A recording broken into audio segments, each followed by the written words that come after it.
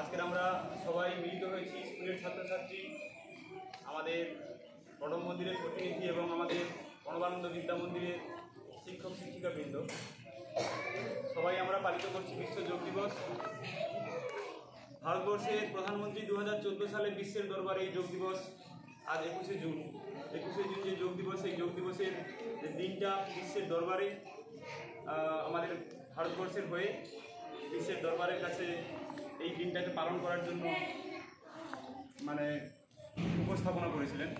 সেই দিন থেকে আমরা প্রতি বছর এই 21শে জুন সকলে আমরা যোগ দিবস, বিশ্ব যোগ দিবস পালন করি এবং আজকে সারা বিশ্বে এই যোগ দিবস পালন করছে।